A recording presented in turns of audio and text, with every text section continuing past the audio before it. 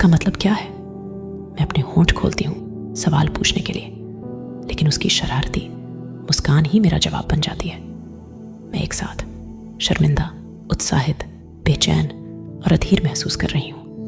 मेरे पेट में ढोल बज रहे हैं, जिन्हें मेरी धड़कनें एक लय में पीट रही हैं। मैं पूरी तरह से उत्तेजना की विद्युत तरंगों से झंझना रही हूँ। हर कदम मुझे पागल खाने से दूर ले जा रहा है, वार्नर से दूर ले जा रहा है, उस निरर्थक अस्तित्व से दूर ले जा रहा है जिसे मैं अब तक जानती थी। हर कदम मैं खुद से उठा रही हूँ, क्योंकि अब मैं ऐसा करना चाहती हूँ। पहली बार मैं आगे बढ़ रही हूँ क्योंकि मैं ऐसा चाहती हूँ, क्योंकि मुझे उम्मीद, प्यार और सुंदरता का जोश महसूस हो रहा है, क्योंकि मैं जानना चाहती हूँ कि जीना कैसा होता है। अगर मैं हवा में कूद जाऊं तो मैं उसकी लहरों में हमेशा के लिए बह सकती हूँ। मुझे लगता है कि मुझे पंख दे दिए गए हैं। एडम मुझे एक छोड़ दिए गए शेड में ले जाता है जो इस जंगली मैदान के किनारे स्थित है। ये जगह बेतरतीब उग आई वनस्पतियों और झाड़ियों से ढकी हुई है, जो खुरदरी और बदसूरत लगती है, शायद खाने में जहरीली भी हो। मैं सोचती हूँ कि क्या एडम ने हमें यहीं रुकने के लिए लाया है। मैं अंधेरे में कदम रखती हूँ और आंखें मिचमिचाती हूँ। एक आकृति धीरे धीरे साफ होने लगती है। वहां एक गाड़ी खड़ी है। मैं पलकें झपकाती हूँ। सिर्फ एक गाड़ी नहीं, एक टैंक। एडम अपनी उत्तेजना छिपा नहीं पा रहा। वह मेरे चेहरे पर प्रतिक्रिया ढूंढता है और मेरी हैरानी देखकर संतुष्ट लगता है। उसके शब्द तेजी से बह निकलते हैं। मैंने वार्नर को यकीन दिला दिया था कि मैंने यहां लाए गए टैंकों में से एक को तोड़ दिया था। ये टैंक बिजली से चलते हैं, तो मैंने उसे बताया कि मुख्य यूनिट यहां के रासायनिक तत्वों के संपर्क में आते ही जल गई, कि वातावरण में मौजूद किसी तत्व ने इसे खराब कर दिया। वह लगभग मुस्कुराता है। इसके बाद वार्नर ने मुझे लाने और ले जाने के लिए एक गाड़ी का इंतजाम कर दिया और कहा कि टैंक को यहीं छोड़ देना चाहिए। वह मुझे यहां अपने पिता की मर्जी के खिलाफ भेज रहा था और नहीं चाहता था कि किसी को पता चले कि उसने $5 लाख का टैंक बर्बाद कर दिया। आधिकारिक रिपोर्ट में लिखा है कि इसे विद्रोहियों ने हाईजैक कर लिया था। क्या कोई और यहां आकर इस टैंक को पड़ा हुआ नहीं देख सकता था? एडम पैसेंजर डोर खोलता है। नागरिक इस जगह से बहुत बहुत दूर रहते हैं और कोई दूसरा सैनिक यहां नहीं आया। कोई भी रेडिएशन का जोखिम उठाना नहीं चाहता था। वह अपना सिर एक तरफ झुकाता है। यही एक वजह थी कि वार्नर ने तुम्हें मेरे भरोसे छोड़ा। उसे यह पसंद था कि मैं अपने कर्तव्य के लिए मरने को तैयार था। उसे कभी लगा ही नहीं कि तुम उसके खिलाफ जा सकते हो। मैं धीरे से कहती हूं, समझते हुए। एडम अपना सिर हिलाता है। बिल्कुल नहीं। और जब ट्रैकिंग सीरम के साथ जो हुआ, उसके बाद उसे संदेह करने की कोई वजह नहीं थी कि यहां ऊपर अजीब चीजें हो सकती हैं। मैंने खुद टैंक की इलेक्ट्रिकल यूनिट को डीएक्टिवेट कर दिया था, सिर्फ इस मामले में कि अगर वह कभी इसकी जांच करना चाहता। वह उस विशाल वाहन की ओर इशारा करता है। मुझे हमेशा लगा कि यह किसी दिन काम आएगा। हमेशा तैयार रहना अच्छा होता है। तैयार। वह हमेशा तैयार रहता था, भागने के लिए, बचने के लिए। मैं सोचती हूं कि क्यों। इधर आओ, वह कहता है। उसकी आवाज नोटिसेबली मुलायम हो गई है। वह हल्की रोशनी में मेरी ओर हाथ बढ़ाता है और मैं दिखावा करती हूं कि यह बस एक संयोग है कि उसकी उंगलियां मेरी नंगी जांघों को छू जाती हैं। मैं दिखावा करती हूं कि मेरे फटे हुए कपड़ों से जूझते हुए उसका मुझे टैंक में चढ़ने में मदद करना बेहद अद्भुत महसूस नहीं कराता। मैं दिखावा करती हूं कि जब सूरज का आखिरी टुकड़ा क्षितिज के नीचे चला जाता है तो उसकी आंखों में मेरे लिए जो देख रही हूं वो मुझे महसूस नहीं हो रहा। मुझे तुम्हारी टांगों की देखभाल करनी होगी, वह कहता है। उसकी फुसफुसाहट मेरी त्वचा से टकराती है। मेरे खून में बिजली दौड़ जाती है। एक पल के लिए मैं समझ ही नहीं पाती कि उसका मतलब क्या है। मुझे कोई परवाह भी नहीं। मेरे विचार इतने अव्यवहारिक हैं कि मैं खुद चौंक जाती हूं। मैंने पहले कभी किसी को छूने की आज़ादी महसूस नहीं की, और निश्चित रूप से किसी ने कभी यह नहीं चाहा कि मेरे हाथ उन पर हों। एडम मेरे लिए एक बिल्कुल नया एहसास है। उसे छूना ही मेरी एकमात्र सोच बन गई है। जख्म ज्यादा गहरे नहीं हैं, वह कहता है। उसकी उंगलियों के सिरों का हल्का स्पर्श मेरी पिंडलियों पर दौड़ता है। मैं गहरी सांस अंदर खींच लेती हूं, लेकिन हमें इन्हें साफ करना होगा, एहतियात के तौर पर। कभी कभी कसाई के चाकू से कट जाना किसी जंग लगे धातु के टुकड़े से खरोंच लगने से ज्यादा सुरक्षित होता है। तुम नहीं चाहोगी कि यह संक्रमित हो जाए। वह ऊपर देखता है। उसका हाथ अब मेरे घुटने पर है। मैं सिर हिला रही हूं, और मुझे नहीं पता क्यों। मुझे आश्चर्य होता है कि क्या मैं बाहर से भी उतना ही कांप रही हूं जितना अंदर से महसूस कर रही हूं। मुझे उम्मीद है कि अंधेरा इतना गहरा है कि वह मेरी लाल पड़ चुकी त्वचा को नहीं देख सकता। यह नहीं देख सकता कि वह सिर्फ मेरे घुटने को छूकर मुझे पागल करने की क्षमता रखता है। मुझे कुछ कहना होगा। हमें शायद अब निकलना चाहिए, है ना? हाँ। वह गहरी सांस लेता है, जैसे खुद को वापस संभाल रहा हो। हाँ, हमें जाना होगा। वह शाम की रोशनी में झांकता है। हमें कुछ वक्त मिला है, इससे पहले कि उन्हें एहसास हो कि मैं अभी भी जिंदा हूं, और हमें इसका फायदा उठाना होगा। लेकिन एक बार जब हम यहां से निकलेंगे तो क्या ट्रैकर फिर से सक्रिय नहीं हो जाएगा? क्या उन्हें यह नहीं पता चलेगा कि तुम मरे नहीं हो? नहीं। वह ड्राइवर सीट पर कूद कर बैठ जाता है और इग्निशन के लिए कुछ तलाशता है। यहां कोई चाबी नहीं है, सिर्फ एक बटन। मैं सोचती हूं कि क्या यह एडम की उंगली की छाप को पहचान कर अनुमति देता है। एक हल्की आवाज और फिर मशीन गर्जना के साथ जीवंत हो उठती है। वॉर्नर को हर बार जब मैं वापस आता था, मेरे ट्रैकर सीरम को फिर से एक्टिव करना पड़ता था। एक बार यह खत्म हो गया तो यह खत्म हो गया। वह मुस्कुराता है। तो अब हम सच में यहां से निकल सकते हैं। लेकिन हम जा कहां रहे हैं? मैं आखिरकार पूछती हूं। वह गाड़ी को गियर में डालता है और फिर जवाब देता है, मेरे घर। तुम्हारे पास एक घर है। मैं इतने सदमे में हूं कि शिष्टाचार भी भूल गई। एडम हंसता है और खेत से बाहर निकलता है। टैंक आश्चर्यजनक रूप से तेज, हल्का और चुपचाप चलने वाला है।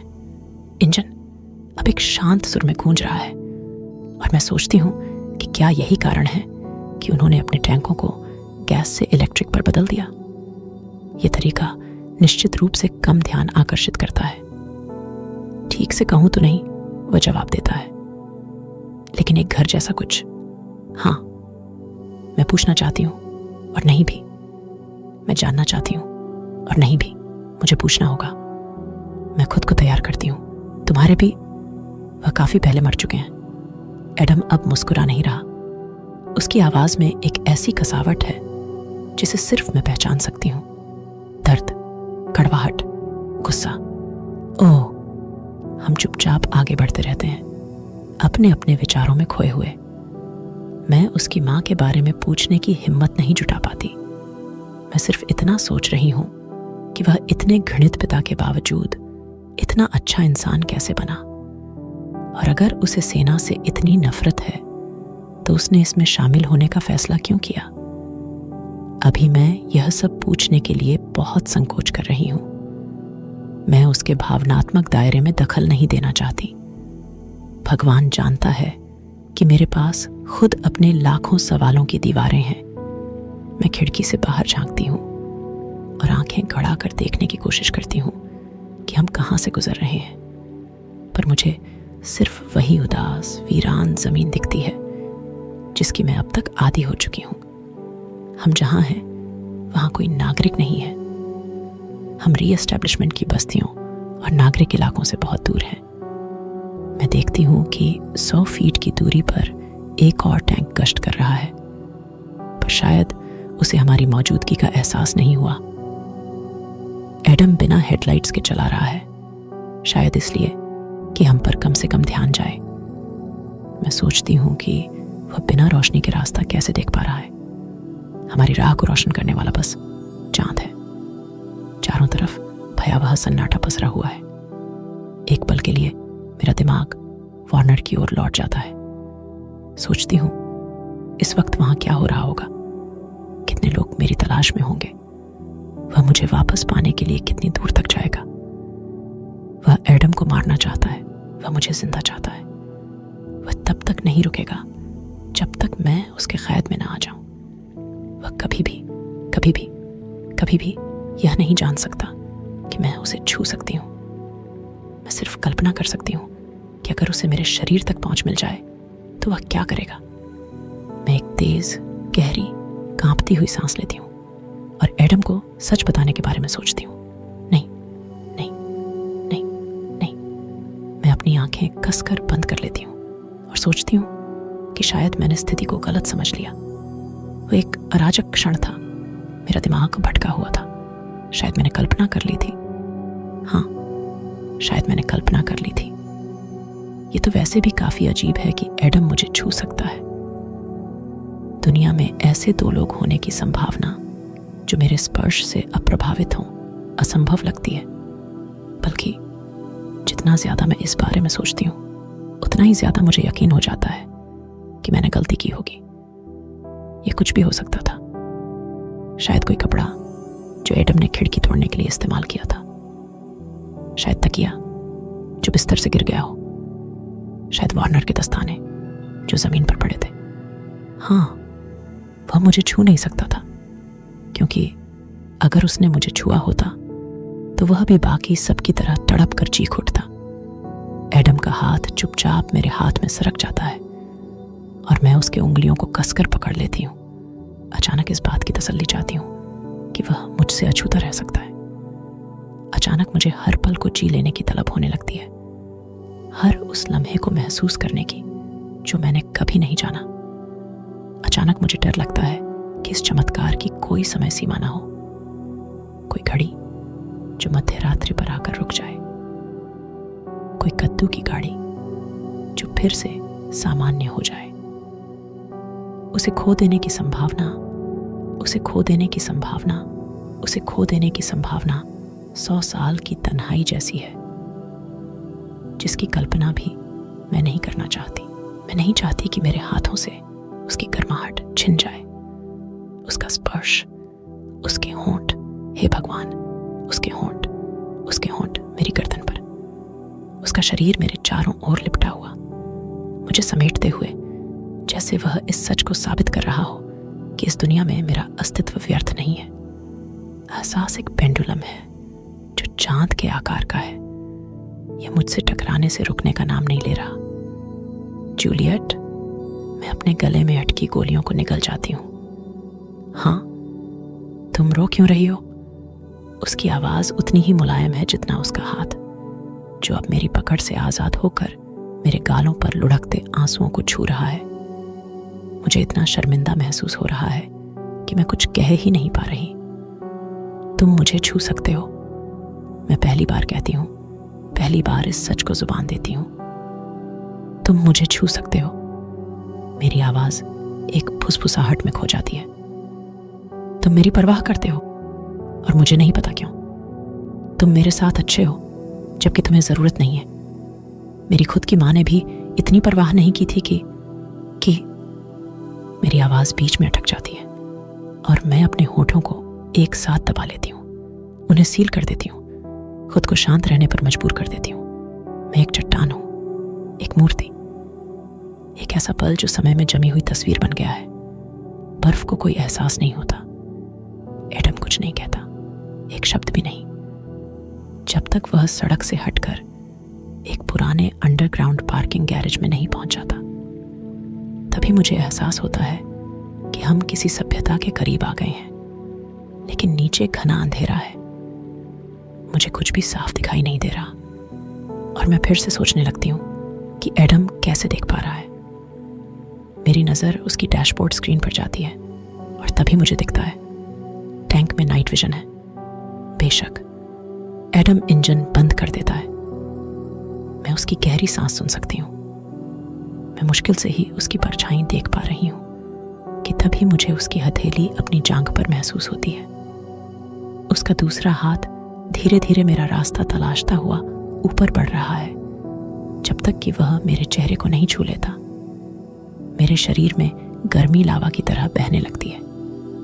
मेरी उंगलियां और पैर की उंगलियां झंझना उठती हैं और मुझे अपनी कंपकंपी रोकने के लिए अपने होंठ दबाने पड़ते हैं। जूलियट, वह फुसफुसाता है और मुझे एहसास होता है कि वह मुझसे कितना करीब है।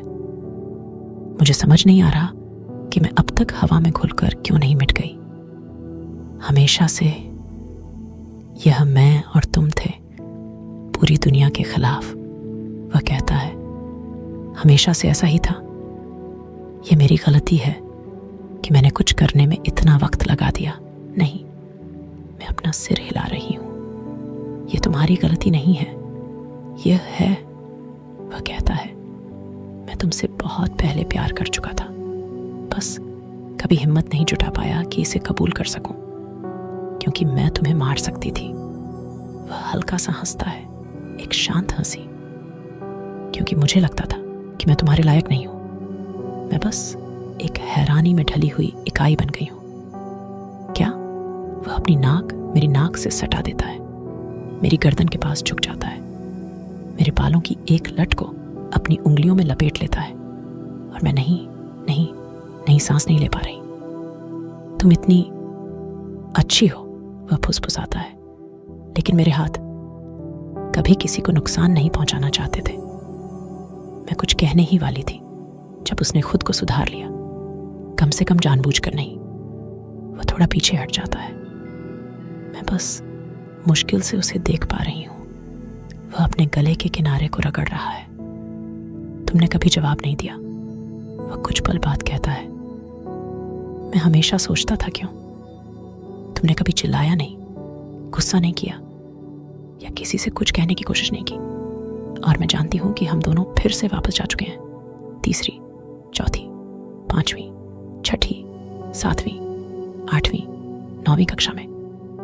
लेकिन कमाल है, तुमने शायद लाखों किताबें पढ़ी होंगी। मुझे पता है कि वह मुस्कुरा रहा है जब वह यह कहता है। एक ठहराव, तुमने किसी को परेशान नहीं किया, फिर भी हर दिन एक चलते फिरते निशाने की तरह थी।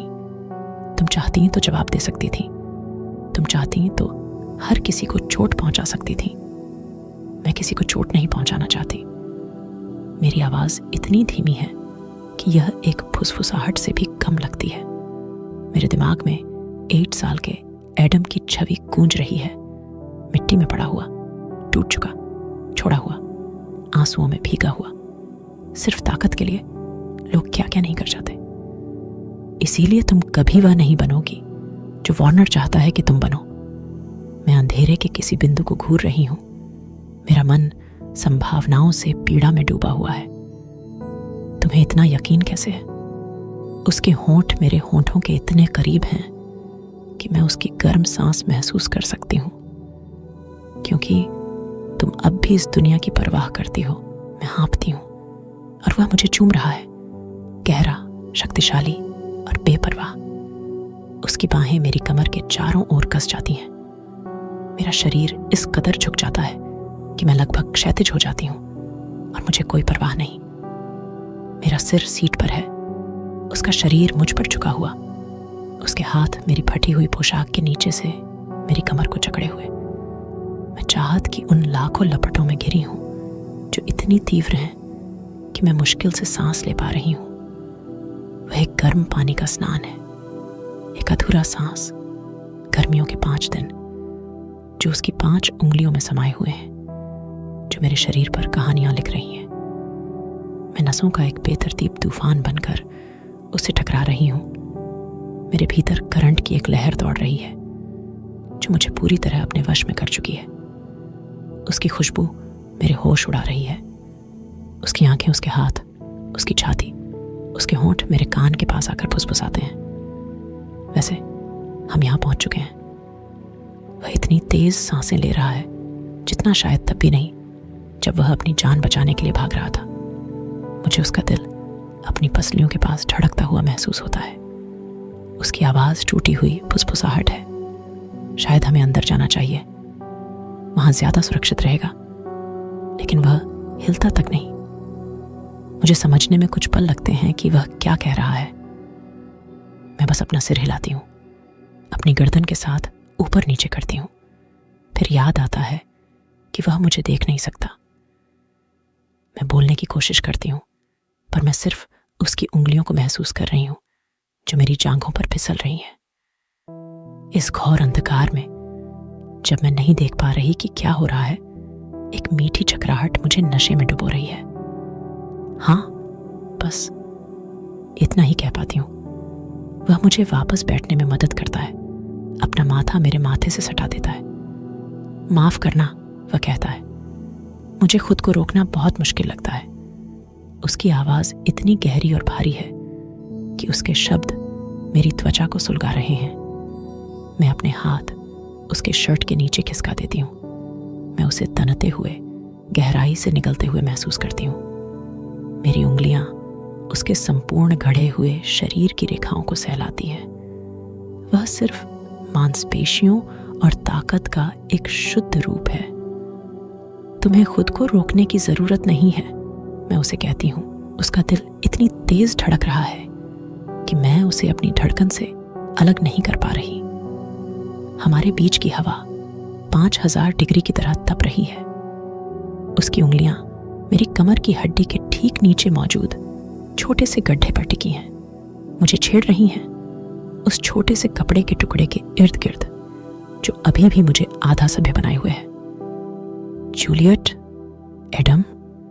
मेरा गला झटके से ऊपर उठता है। आश्चर्य, डर, बेचैनी। एडम एक पल में रुक जाता है, ठिठक जाता है, मेरे सामने जड़ होकर खड़ा हो जाता है। मुझे यकीन नहीं कि वह सांस भी ले रहा है या नहीं। मैं इधर उधर देखती हूँ, पर उस आवाज से मेल खाता कोई चेहरा नहीं दिखता। मेरा दिल तेजी से धड़कने लगता है, पर इससे पहले कि वह आवाज फिर से गूंजे, एडम एक झटके में दरवाजा खोलता है, बाहर कूद जाता है। एडम, क्या वो तुम हो? ये एक लड़का है, जेम्स। एक घुटी हुई आवाज। दो शरीर एक दूसरे से टकराते हैं। दो आवाजें जो इतनी खुश हैं कि उनमें कोई खतरा नहीं। मुझे यकीन नहीं हो रहा कि ये सच में तुम हो। मेरा मतलब, मुझे लगा कि शायद तुम हो, क्योंकि मैंने कुछ सुना था। और पहले तो लगा कि कुछ नहीं होगा, लेकिन फिर मैंने सोचा कि चेक कर लूं, क्योंकि अगर तुम होते। और वह रुकता है। रुको, तुम यहां क्या कर रहे हो? मैं घर आ गया हूं। एडम हल्का सा हंसता है। सच में? जेम्स खुशी से चहकता है। क्या तुम हमेशा के लिए घर आ गए हो? हाँ। वह गहरी सांस लेता है। कमाल है, तुमसे मिलकर बहुत अच्छा लग रहा है। मुझे तुम्हारी याद आई, जेम्स अचानक धीमे स्वर में कहता है। एक गहरी सांस। मुझे भी, छोटे, मुझे भी। अच्छा सुनो, क्या तुमने कुछ खाया? बेनी ने अभी मेरा डिनर पैकेज डिलीवर किया है और मैं तुम्हारे साथ।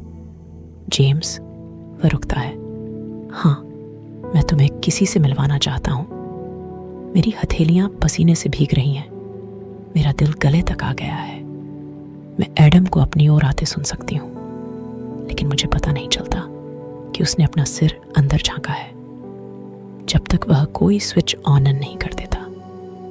एक हल्की आपातकालीन रोशनी कैबिन के अंदर टिमटिमा उठती है। मैं एक दो बार पलकें झपकाती हूँ और एक छोटे लड़के को करीब 5 फीट दूर खड़ा देखती हूँ।